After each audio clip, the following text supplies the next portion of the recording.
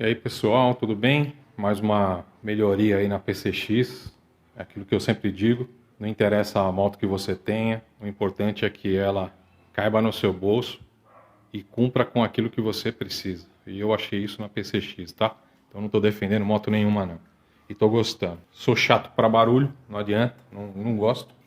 Já basta o barulho do baú. E aqui, ó, vou mostrar para vocês mais um barulhinho que eu identifiquei.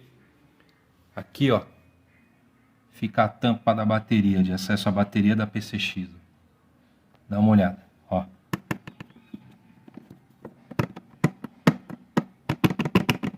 Imagina andando, esse barulhinho. Então vai ser um vídeo bem curtinho, mas que eu vou mostrar para vocês que é bem simples, tá bom? Pessoal, essa é a solução para aquela tampinha da bateria que eu mencionei para vocês, ó. Ela já está no lugar.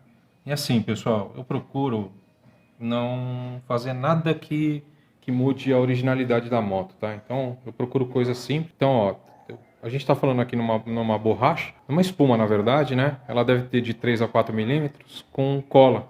Tá vendo? Ó, você destaca aqui. Eu sempre acabo reforçando com um pouquinho mais de cola para não ter problema de ficar soltando e tal. Porque a gente sabe, às vezes a gente deixa no calor, né? E solta. Então eu uso isso daqui. Aí eu vou mostrar para vocês como é que ficou, ó. Ela já está no lugar. Mas eu vou abrir aqui para vocês, ó. Tá vendo? Ela aqui, ó. Vou tirar a tampinha aqui.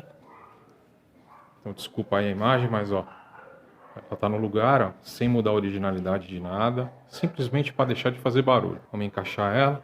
Então não muda nada, né? Vamos pôr ela aqui. Encaixou de um lado, encaixou do outro, ó. Tá vendo? Ó. Sem barulho. Você vai andar e não vai fazer barulho. Beleza, pessoal? Então, se gostou aí do vídeo, uma solução simples, de repente pode fazer nas outras marcas também, né? Dá o seu ok aí, se inscreve no canal, avisa a galera aí, porque sempre eu vou colocando um videozinho aí pra gente estar melhorando a nossa scooter, tá bom? Então, aquele abraço pra vocês aí.